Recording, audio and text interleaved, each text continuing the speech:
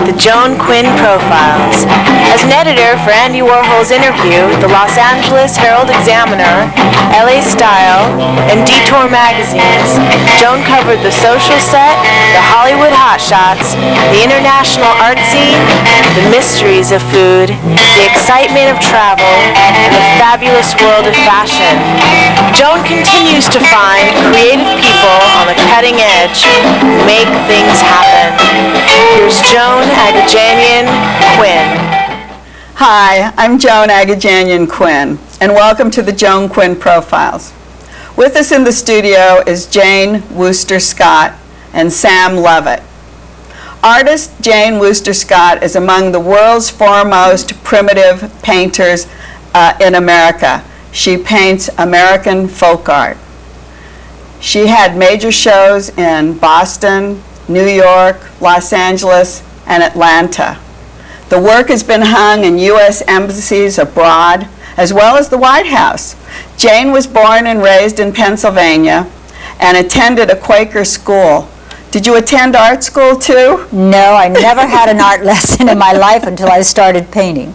Is that when it started? Well, it didn't start then. It started much later. When you started yourself, though, you never went to art school? Never went to art school, and I still haven't. I've never had a lesson.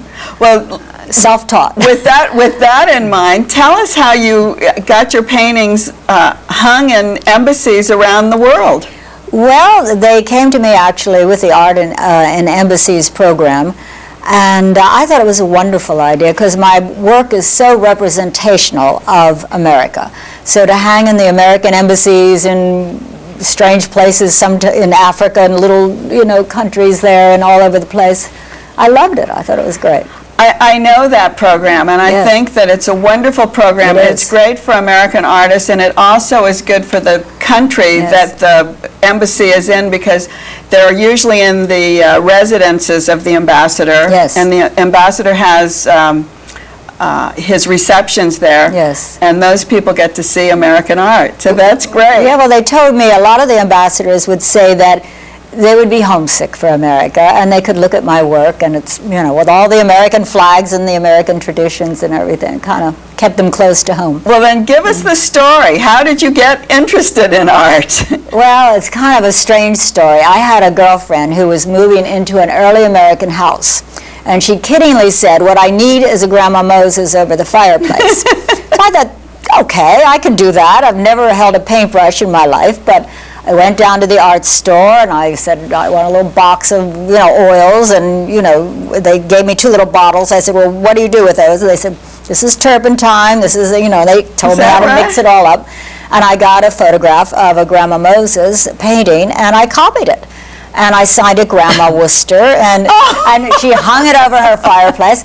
And the amazing thing was I had such fun doing it. I thought, well, I'll copy a couple more Grandma Moses, which I did.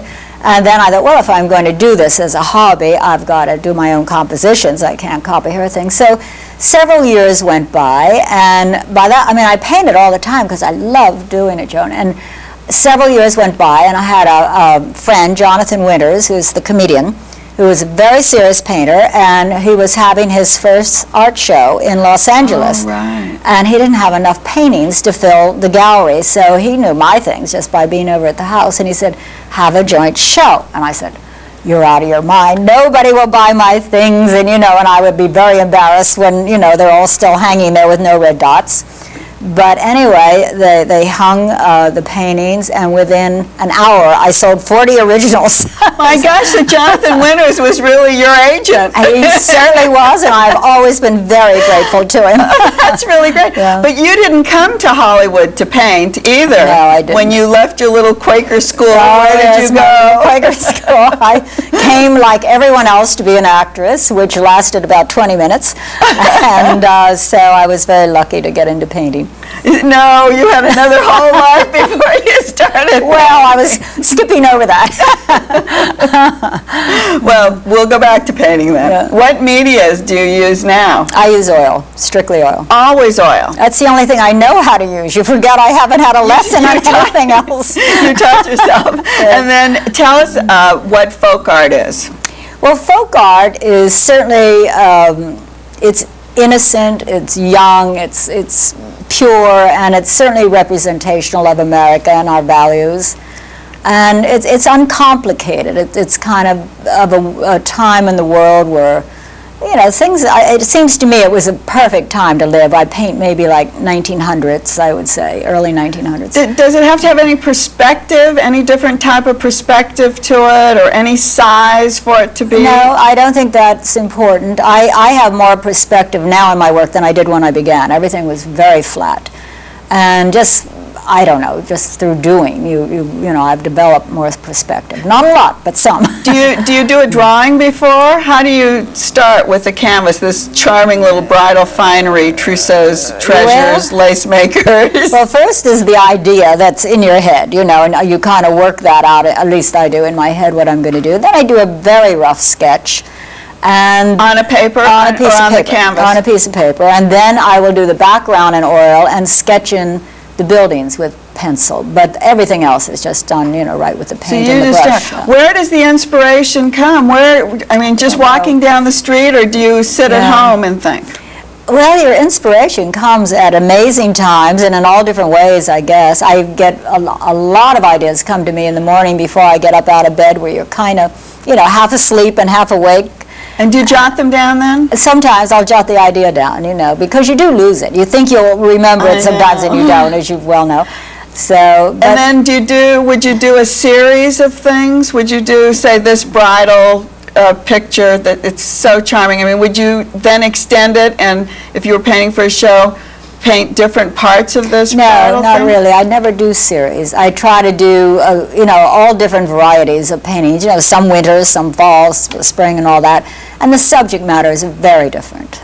It's all different. Yeah. So if you hung a show, it would all just be a conglomeration of kind of everything. You said it, a conglomeration. Exactly what it is. It's not really then documentary. It's more fantasy. It is fantasy, although in a way you could call it documentary, you know, because it does depict the holidays or the traditions or the family outings or whatever, you know, that people have done through the ages. But that's depicting them the way you think that they were depicted. Yes. You don't go to a book and find something and then paint from that. I occasionally, if it's a technical thing, like if I am doing a painting that's, let's say, 1920, and I want to see what a car looks like in 1920, because that's something I don't pull out of my head. You know. Research. Yeah, so I do research. I have amazing files, you know, that I call on when I need them. And where are you painting now? Well, I live in Sun Valley, Idaho, so my studio is there, and but I travel all over the world and you know, paint everywhere and show everywhere, exhibit everywhere. Do you have a big studio? I don't have a big one, but you know, no matter how big my studio is, what I do is so fine and delicate that I'd still be sitting in a little tiny area this big. Is this the largest size canvas? No, what size would you? Well, I just finished what was it, a 40 by 50 inch painting for Arnold and Maria Schwarzenegger. That's very large. Yeah, it is big. And how are the figures? And the figures stay the same size. They stay this size? Yeah, so you just have more of them in there, you know. But they don't get any bigger. I don't paint large figures at all. Oh, I see. So everything then just keeps building up, no matter what size it goes to. Yeah. Oh, that's very interesting. You have next to you this American folk art calendar that you did, and let me open it just to show some of the things you've done. And while we're talking about that, you did something I think that was very interesting, a lottery ticket. Oh, yes, I did. I started doing, well, when you say do a lottery ticket, they used one of my paintings on the lottery ticket.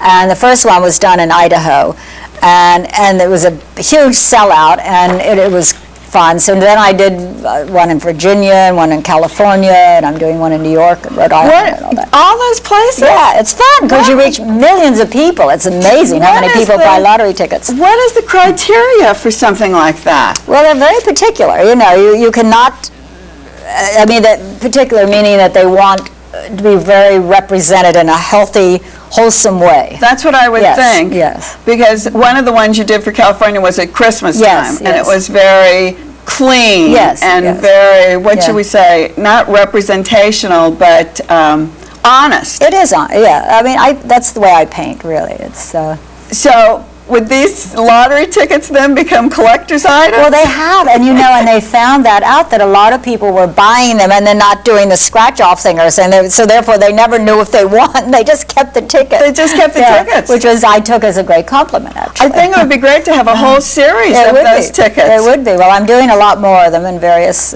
states. So. Have you ever painted U.S. stamps? Never have. I'd love to do that, too. Because that seems like a series of stamps that would be great for you to do. It would be fun. I would like to do that. Tell me the other public commissions that you've done. Well, I don't know what you mean by public commissions exactly. I do many private commissions, for people. Actually, I'm getting ready to do one on the University of Pennsylvania. I've painted West Point for them, and But are things these like things that'll be hung in buildings? They're not murals. They're not. No, they're big, not murals, no. but they're large paintings that are hung in whatever area they happen to want them in. But so you'll just continue. Do you do portraiture? I don't do portraiture, but I do. I get many commissions where they want themselves in it. They want their dog and their kids and all that. And I do them, but I mean, they're like that big. That's not even the head. That's the whole body and the head. So, but it's amazing how much you can get that to look like somebody, even though I use 2 dots for eyes. But anyway, with the right clothes and hairdos and all that. You're not going to ruin this all by going to art school, are you? Of course not. My gosh. That would be the worst thing I could do. Yeah, that happens. That would take everything away. I know. I probably wouldn't be able to paint another stroke if I really knew what I was doing. Exactly. Well, I want to thank you for coming on. I think now people will look at paintings like this and wonder if they're Wooster Scotts. I hope so. Since you don't sign them Grandma Wooster Scott. No more. It was only one that said Grandma. And we'll look forward to seeing your work all around the world. Fine. Thank you so much. Thanks a lot for being with us.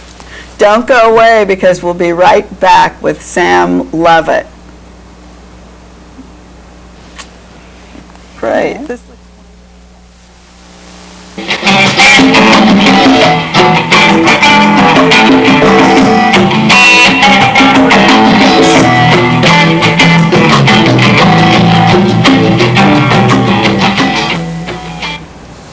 Hi, I'm Joan Quinn, and we're back with actor Sam Lovett. Sam has an extensive background in radio broadcasting. Just recently, 1991 seems recent to me, he moved into theater. Was this like a midlife change? It seemed like a pretty logical progression to me, but I always jokingly tell people that I got tired of the instability of radio, which can be a very unstable profession, and so I decided to become an actor for some real stability. Oh, that's really true. At least in radio, you knew you were always going to turn it on and someone would listen to you. In the theater, do you ever know if anyone's going to be there? Well, we always hope so. You have such a great voice. Is that what got you into broadcasting? Thank you. Actually, broadcasting was something I always wanted to do as a kid, and I never even thought about my voice, and I suppose my voice did develop somewhat as a result of doing radio for 8 years. Did you go to school to learn how to use your voice? No, I didn't. I just happened to be in the right place at the right time, and some folks were looking for someone to be an intern at their station. It was a Denver area radio station. Right? Yeah, and the next thing I knew, I was filling in on the morning show and had my own little gig on the weekends. And what did you do? Well, I was a DJ. My first job was, it's kind of a long story, but my first job ever, I sat in the middle of a cow pasture at the transmitter of this radio station, because the FCC used to require you to broadcast so much of your programming from your city of license. So the station was in Denver, but its transmitter was in Brighton, and it was licensed to Brighton, which is a little speck on the map north of Denver. So literally, for about 4 hours a day, I would sit in the middle of this cow pasture. I'd have to shoo the cows away sometimes, and I'd climb to like a little mobile home kind of thing, and I would play these tapes. It seems like there was a movie made about this somewhere, and I think it was funny. Perhaps I'll write that one later. That's very funny. Did you do voiceovers? I did a lot of voiceover work, sure. Lots of voiceover, a lot of production work, they call it in radio, lots of commercials. So you did a lot of commercials. That's what I would think you would still be doing it now. Well, yeah, I hope to get back into it. I haven't done any broadcasting for a while. Not that I want to get back into radio, but I do hope to get some voiceover work here in the LA area. I'm relatively new What surprised me is that there's agents for voiceover, just for voiceover Oh, certainly. work. Yeah, I didn't realize that. It's Yeah. a very big profession. let's Absolutely. say. So you haven't been here very long because you were in Santa Cruz. Born and raised in Santa Cruz. Oh, you were born there too? Absolutely. Proud to say it. I Wow. love Santa Cruz. It's a great, great spot. You didn't turn into a hippie? No, I was kind of a hippie as a child. I had the longest hair in the 7th grade. I used to, we get a lot of flack over that from the principal. But is it a very staid community? I mean, is it a community that's like you, people who have been there for a long time, and then all these other people come and go?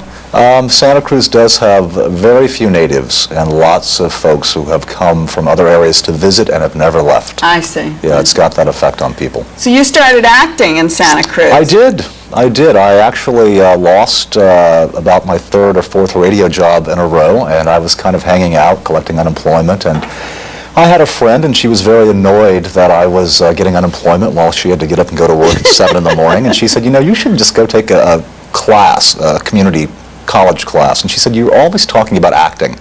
You should go take an acting class. And I did. And the minute I got up in that studio and spoke, I knew I had found my true calling. You're kidding, because it's so hard to be an actor. Radio's so easy. No one sees you. You're in a little room behind a mic, and you can just look anyway and have a great voice. It's a total different change. It's very different, but I think that my experience in radio, and I did a lot of public appearances, emceeing concerts and things when I worked in radio, that I think I kind of got beyond the stage fright that I had, and I think that really lent itself well to the transition that I made to the stage. So once you got to the stage, you obviously wanted to have some work to do, so you founded a company. Well, actually, it didn't happen quite that quickly. The company didn't come along until about 1994. But a weird thing happened. I went to an audition. My first acting teacher, he said, you know, you've been doing all this stuff in class. I'd had about 3 classes, I think, at that time. You know, go audition for something. So that community college was doing a production of a play called The Failure to Zigzag, which is a wonderful play. I won't even get into the storyline of it. But I went to audition, no experience whatsoever other than the classes, and the director kept reading me for the lead in this play. And I thought, well, surely she's got my paperwork mixed up with someone else's. Now, I didn't get the lead, but I got cast as the understudy, and I got to play the lead one night, and people were truly amazed that I had never acted before. And people kept saying, oh, you're a natural. That was the thing I kept hearing, and of course, that really kind of spurred me on. And then I just kept getting cast in things. It just amazed me that I was getting cast in these roles that, you know, hundreds of people. You wouldn't think in Santa Cruz I was just going to ask you, there'd were be that much competition. were people coming into Santa Cruz to audition for roles? People do come into. Santa Cruz has one of the most notable Shakespeare festivals. Shakespeare Santa Cruz up at University of California, Santa Cruz, and it draws people from all over the world. So there is theater action going on There's a lot there. of theater in Santa Cruz. A lot of theater. So I just, I acted in a series of plays, just one after the other. Then it was about 1994 that, along with Cynthia Parks and some other folks, we got together and we all had, it was kind of funny, we all had like, it was 9 of us. And we all met in the office of the woman who was the head of the drama department, Wilma Marcus Chandler, who I always owe a great debt to. And we all kicked in $10. So we started the theater company with $90. You're kidding? That's how you started? And we did Bent was our first production, and I played Max, who's the main character in the play, and it was a smashing success. I think Santa Cruz was hungry for the kind of theater that we were doing. There was a lot of lighter. But did you know that you were going to get into this really provocative? Is that what you got together to do? We got together, and our motto was truth and integrity through the performing arts. So you did have this... Right, and we found Bent. Someone brought the script to us, and we said, yes, this is our first show. And we had a stunning success our first season. So it must have followed through this integrity and this belief in real life, experiences. Oh, absolutely. Because you did Oleana then after that, your company, I don't know. Right. The Theater Works, is that what it's called? Central Coast Theater Works, right. Yeah, I acted in Bent, and then I think I wasn't on stage again because Oleana started our second season, so it was about a year and a half before I was on stage again, and I played John in Oleana, which was a great challenge. David Mamet's, His words. I mean, all the dialogue in that His play really, words. it overlaps. It's very tricky. How do you memorize everything? That's what, I mean, being in radio, another thing, you can just look at a script and read it. Sure, you've got a script. I really just, I feel very blessed and fortunate that I've, you know, my memory in everyday life is not necessarily that good, but for some reason, the words just stick with me. I think I'm very visual. So if I read it on the page, then you- read it a few times, it just sticks with me. Well, talking about visual leads me into the arts, and one of the roles that you've played, I think you played it 5 years ago, or you played it a long time ago, is Vincent, a Correct. play that Leonard Nimoy wrote. Did he Right. write it? He wrote it, correct, yeah, Leonard Nimoy, and performed it. He traveled all over the country He with it. performed it as well. Yeah, he did it at the Guthrie in Minneapolis, and I think he was here in about maybe 80 or 81. I think I see. heard he was in Westwood. I see, I see. So you took that lead. You took a lead of a play that has actually 2 leads. So you, Correct. you play 2 people. I do. I play Vincent and his very wonderful and sometimes, I won't say misunderstood, but there's very little known about his brother Teo. So it really is a great honor to me to get to bring not only Vincent to light, who I love and adore, but also Teo, who was a wonderful support to Vincent. So you got the lead in this play, Vincent, about Vincent van Gogh. Correct. And you play Teo and you play Vincent, the 2 brothers. Right. How do you make us know who you're playing? Oh, little subtle differences, differences in voice. Vincent, through research, I found out had a very kind of gruff voice. He was very noted for having a gruff voice, so I give him a gruff voice. I assume from hanging over his canvas so often was really, he was a little more hunched, and so Teo, the brother, was an art dealer for Goupil and Company, which was a large, I think they're still in existence. I mean, it's a huge company in Europe. And Teo was more upright. His voice is closer to mine. So you just changed your stature? Slight stature your voice? change, slight voice, and a whole different mindset. I saw you do this at the Court Theater, and I couldn't believe it was really the same person doing both of those things. I Oh, kept bless going, your heart. his voice just changed. This isn't the same character, and you move around the stage. I think your director, Cynthia Parks, just seems to have you choreographed all over that stage. Well, sure, it's a very bare set, and we want to use the space. I mean, it's one of the first things you learn in theater, use the space. So is it like 1, 2, 3, and you move from this place, or is it the beginning of whatever you're going to say that you move to this place? It's more the latter. Whatever you're starting yeah, to it say? depends on where I'm at that particular point in the play. And you just move, you cover the stage. I do cover the And stage. the lights move with you. The lighting is great. Rob Meyer, our lighting guy, excellent, excellent job. So, will you read something from it? Will you perform something from it? Just a little piece. Will you? Just a little Only for bit? you. I know. Oh, thank I didn't you. really want to do this, but for you, I will know do you it. didn't want to do it, but it's so important. Well, I'm normally standing, but I will stay seated because I think that's what we need here.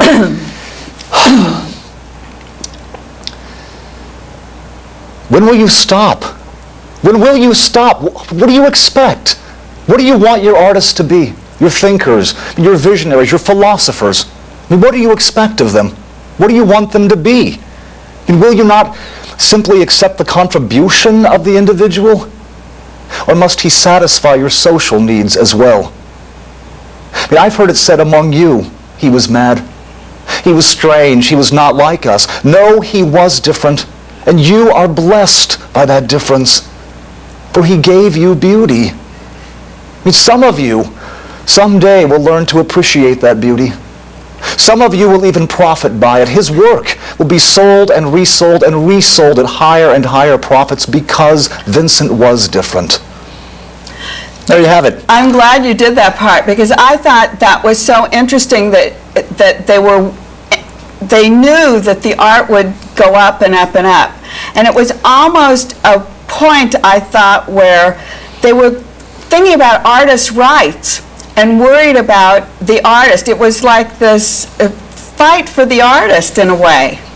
Yes. Did I get that? Yeah, I absolutely. mean, it seemed like they were way ahead of their times about saying the artist needs to have this and it should be sold and he should be getting something of it and the next person should be getting something, his family. Right, right. And Vincent, too, in his day, along with Paul Gauguin and Toulouse-Lautrec and Emile Bernard and all his contemporaries, they were the modern artists of the day. Their stuff was not well received at that particular point. We know that happens, and yet they were like so fervently like a group together. I mean, he hung out with Gauguin, he hung out with the people that you were talking about. Right. They fought, they exchanged things. I mean, I think that's a wonderful climate for artists to live in, where they're exchanging things. Absolutely. You looked so wonderful on stage. You had this great waistcoat on. You looked like you were part of that period. Was that made for you? The costume, actually, part of it was built and part of it was rented. It was? Yeah. You don't get that to wonderful keep it. frock coat. No, I don't get to keep it. Too bad, because I love it. I think this picture that you brought shows a little bit of the tailoring of that coat. Certainly. One of the other things that I was interested in was the way you felt about Van Gogh. Well, to me, Spencer Tracy said, he was once asked to endorse an acting academy he went to in New York, and he said, for me, he said, I will never forget what I learned there. It's the value of simplicity and sincerity, unembellished and unintellectualized. And for me, I've always subscribed to that, and it's really what's in my heart. Olivier said it's not the length of time you rehearse, it's the length of time it's been in your heart. Well, for me, Van Gogh, because I've lived with him for the past 6 years, roughly now, and really gotten to know him, traveled to Amsterdam to see his work, read all of his letters, did a lot of research. He is so in my heart. And so to go out and let what's in my heart out, really, to me, is what it's all about. It was a very religious play to me. It's there very was spiritual. A lot of religion, a lot of spiritualism in it, and just what you said pulled it all together for me, because you felt it and we felt it in the audience. It's the trick of good acting. Isn't it? Yeah. What a You're trick. feeling it, the audience is going to feel it. What a trick. And I hope the audience felt that you did for us today like we wanted you to do. Well, I hope so too. Sam, you waited so long to be on today, and I'm so glad we've been waiting for you to come to the studio. Worth the wait. Thank you very much. We'll see you next time on the Joan Quinn Profiles. So keep writing to 777 South Figueroa, 44th floor, Los Angeles, 917. And we'll see you next time on the Joan Quinn Profiles.